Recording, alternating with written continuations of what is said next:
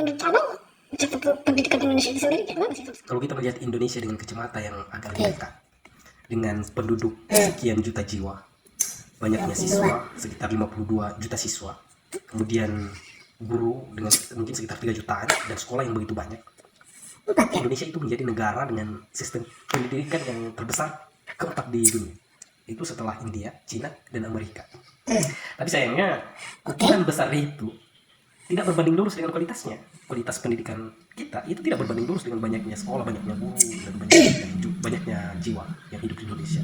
Nah, kalau kita lihat catatan dari PISA pada tahun 2021, siswa Indonesia itu berada pada peringkat ke-70 dari 9 negara dalam matematika. Peringkat 67 dalam sains dan peringkat 60 di apa? Lu kita bertanya, kenapa bisa separah itu? Sebenarnya apa sih yang salah dari pendidikan Indonesia? Dan bagaimana cara mengatasi kondisi ini? Nah, sebenarnya Pak Presiden Joko Widodo itu sudah menganggarkan dana sebesar 549,5 triliun di sektor pendidikan, atau sebesar 20% lah dari APBN. Nah, itu bukan dana yang sedikit, itu sekali. Tetapi ternyata berdasarkan fakta, kontribusi sektor pendidikan kepada GDP kita itu masih sangat rendah, hanya sekitar 0,8%. Dan ini di bawah rata-rata negara Asia Pasifik, yaitu 4,6%. Bahkan Qatar yang kemarin jadi Piala Dunia, itu negaranya itu dikritik karena dananya banyak sekali negatifnya. Padahal itu angkanya di sektor pendidikan itu sebesar 0,9%. Jadi Indonesia sebenarnya itu budgetnya itu besar, tapi kontribusi dan impactnya itu relatif rendah. Nah, jika kita lihat berdasarkan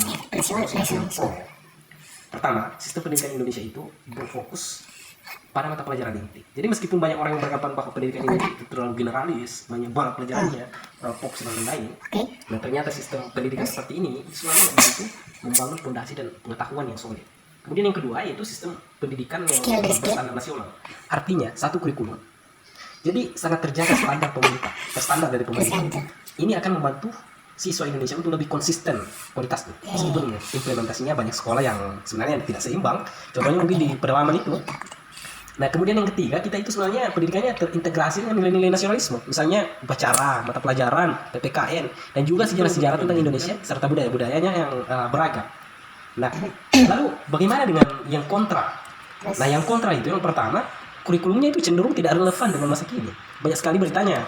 Dan orang-orang membahas hal tersebut di mana-mana di Indonesia. Ada yang bilang ketinggalan zaman, kurang mampu mempersiapkan Indonesia untuk bersaing di lapangan pekerjaan. Kenapa? Faktanya pengangguran di Indonesia itu banyak sekali. Tapi ketika perusahaan mencari karyawan itu sangat susah. Mengherankan bukan? Kemudian yang kedua itu kurangnya program untuk melatih critical thinking kita. Kita lihat siswa lebih terkesan mencatat, menghafal, dan kurang bertanya. Terkadang pertanyaan-pertanyaan yang kontroversial, itu malah dimarahi kan? Malah kadang nilainya dikasih rendah, dikurangi. Atau bahkan ada yang malah dikeluarkan dari kelas. Atau menganggap ini bukan masuk di ranah pembahasan lah. Jadi secara psikologi siswa itu ada semacam penyakit mentalitas di dalam dirinya, seolah takut. Kemudian yang ketiga itu ruang yang relatif untuk mengekspor minat siswa.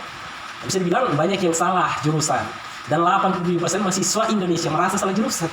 Apa sebabnya? Ya karena banyak yang salah, karena dari awal minatnya itu tidak dilatih. Nah, dengan semua itu kira-kira akan seperti apa pendidikan Indonesia berkembang ke depannya? Bagaimana?